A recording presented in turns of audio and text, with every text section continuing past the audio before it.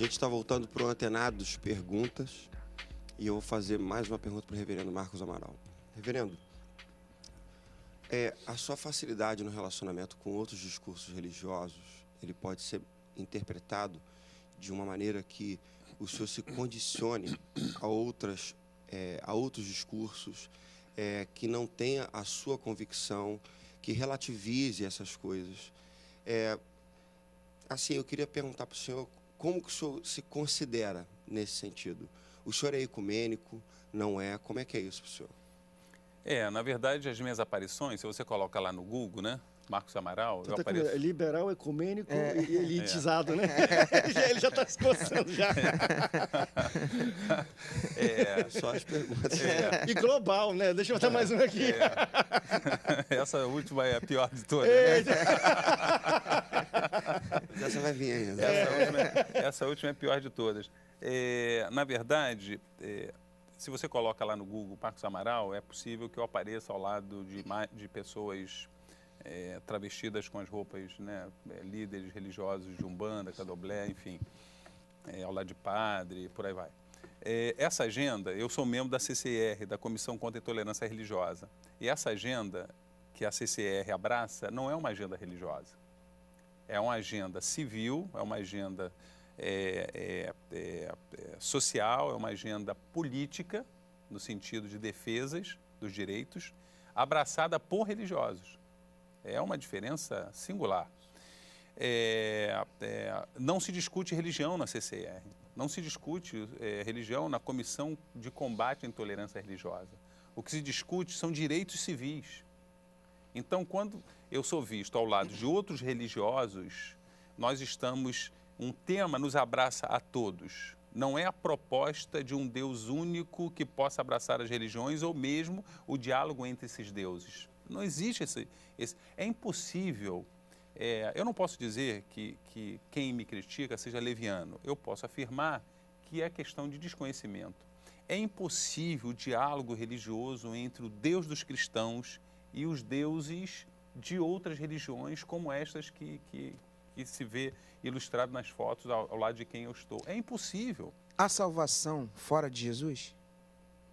Só terminando aqui, porque eu vou pensando como é que eu fujo dessa sua pergunta, né? Então, é importante eu deixar claro que eu não sou ecumênico. Eu não sou ecumênico. Não há diálogo interreligioso. Não há diálogo interreligioso. O Deus dos cristãos é um Deus único e verdadeiro. Essa é a nossa concepção e essa é a nossa conformação. Portanto, eu precisaria deixar de ser cristão para estabelecer, fora desses ditames, para estabelecer um diálogo ecumênico. Então você não acredita que todas as religiões levam a Deus? Não, não acredito. Há salvação não acredito. Sem ser por intermédio de Jesus? A primeira coisa que eu preciso dizer a vocês, senhores, e aos telespectadores, é que eu não tenho que pedir desculpas por acreditar no que eu acredito. Essa é a primeira coisa, né? Você tem que pedir desculpas por dizer claramente que acho, porque sou aliançado à Bíblia, a relação sexual ao pecado. Não tem que pedir desculpas por dizer que a experiência religiosa de outros deuses são experiências legítimas, são experiências humanamente verdadeiras, são experiências absolutamente importantes para essas pessoas, mas eu não acredito nelas e desejo pregar o Deus dos cristãos, o Deus único e verdadeiro a essas pessoas que, experimentando essa realidade mística e profunda, como cremos que se realiza em nós, elas vão, como um cego, enxergar uma nova vida, uma nova compreensão. Entretanto, até que nós cheguemos a isso, eu preciso me aproximar, me relacionar, respeitar, compreender, experimentar em dada medida, né? Eu fui convidado, já sou convidado por várias vezes, sou convidado para experimentar, ir no culto afro, e eu não vou, né? Não vou. Habitualmente não vou nesses cultos. Mas eu me sinto muito honrado, porque ao ser convidado, as pessoas percebem o respeito como eu as trato. No meu aniversário, veja, no meu aniversário do ano passado, ou do ano retrasado, Eu recebi uma comitiva de ubandistas na minha igreja que fizeram surpresa, que foram lá, participaram do culto, louvaram a Deus e me deram um belo presente, enfim. Essa experiência não é uma experiência ecumênica, essa experiência é uma experiência missiológica. Perfeito. Se você tira uma foto desse culto, aí ia sair na imprensa, né? Na pequena imprensa, desses jornaizinhos de beco, né? Que é onde me alcança, né? Marcos Amaral, ecumênico, é uma maldade. Essa experiência é uma experiência missiológica. O meu convívio com essas pessoas as fizeram vir no culto, segundo a crença delas, pedir aos deuses delas, né? O que vai dizer Ezequiel, lá na sua... Ezequias, perdoe-me. Ezequias na invasão do reino de Sanaqueribe, né? O reino assírio, o exército assírio. Ele vai orar, está registrado em Reis, né? Ele vai orar dizendo, eles destruíram os deuses porque deuses não eram, mas eram expressão de madeira, né? Alguma coisa que ele diz assim. Então, eu creio no Deus único e verdadeiro sobre quem comunico através da minha fé e através da minha prática. Entretanto, eu preciso me aproximar das experiências religiosas mais plurais, traduzindo uma atitude de respeito, lembrando Paulo, me fazendo fraco para com os fracos, forte para com os fortes, sem lei para com os sem lei, como se eu tivesse sem lei, não estando sem lei, mas estando debaixo da lei de Cristo. E nesse momento, quando eu me aproximo dessas pessoas, tiram a foto e dizem, Amaral ecumênico. A salvação sem ser por intermédio de Jesus? Não, não há. Ok. Eu sou cristão. Amém. Eu sou cristão. Como eu posso afirmar que possa haver intermediação entre o homem e Deus que não seja pela ponte chamada o Cristo, se eu sou cristão? É isso aí. Se eu nego isso, eu preciso tirar meu boné e falar, por favor, não sou mais cristão. Reverendo, deixa eu fazer uma pergunta. Essa promoção do evangelho relacional, ela se torna efetiva... O nome disso é evangelho relacional? Pelo que eu estou entendendo, quando o senhor se relaciona com as outras... É porque eu não falo inglês, nem francês, Não. nem alemão. E nunca fui nos Estados Unidos. Então, como eu sei que a gente adora americano, e eles dão os nomes legais, né? Igreja missional. E esse negócio... Encarnacional. Hã? Encarnacional. Encarnacional.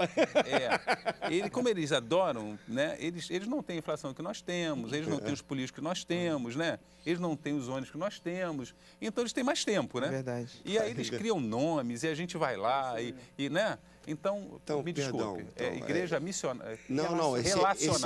Esse evangelho relacional. Sim. Evangelho, né, no caso. Sim. É porque eu entendo que quando a gente fala evangelho, no nosso cenário, muitas pessoas não entendem que o evangelho é uma relação contínua, tanto com Deus quanto com o outro. Então, aí precisa dessas classificações para serem melhor compreendidas. Quando o senhor fala dessa promoção desse seu evangelho relacional, a maneira que o senhor se relaciona com as outras religiões, eu pergunto quando que para o senhor isso se torna efetivo, no sentido de, bom, ele compreendeu a minha mensagem a partir da minha vida. Quando que o senhor entende, assim, eu evangelizei, eu promovi Cristo para essa pessoa. Há essa preocupação, não há. Como que isso acontece para o senhor? Essa pergunta é ótima. E eu vou falar algumas heresias aqui, né? Por favor. Alguns anos atrás, isso me marcou, viu, Rafael, não é? Alguns anos atrás, alguns anos mesmo, fazem aí pelo menos uns 10 anos, eu fui a um leito de um hospital onde ali estava falecendo, por aquelas horas faleceria aquela pessoa que lá estava. Eu tenho que privar a identidade, porque é gente que eu amo, gente do meu relacionamento. Mas ele iria falecer, já era para ter falecido horas antes, e virou a noite, e eu estava ali com os seus filhos. E ele era cético, absolutamente ateu. Esse homem que estava prestes a morrer. E o seu filho, um dos seus filhos, era pastor. Eu adoraria falar a sua confissão, mas eu prefiro não falar. Mas ele era pastor, ele é pastor. E uma das suas filhas também era cristã. E eu, pastor também, né? Da família ali, meio da amigos, da família, coisa e tal. E a menina, filha desse senhor que estava falecendo, ela falava assim, papai, aceita Jesus. O homem estava quase delirando. E aí ele falava que estava vendo a irmã que já tinha falecido, estava vendo o pai que tinha falecido, estava delirando. E ela ficava, aceita Jesus, papai, aceita Jesus, aceita Jesus. E aí ele falou, aceito Jesus. E aí ela, glória a Deus, foi um glória a Deus geral no quarto. 10 anos, tá? Eu ainda não era tão herético como eu sou hoje, né? Eu achei aquilo tão patético. Eu achei aquilo tão patético. Porque ali naquele quarto só havia uma preocupação, era com ela. Só havia uma pessoa preocupada, era ela.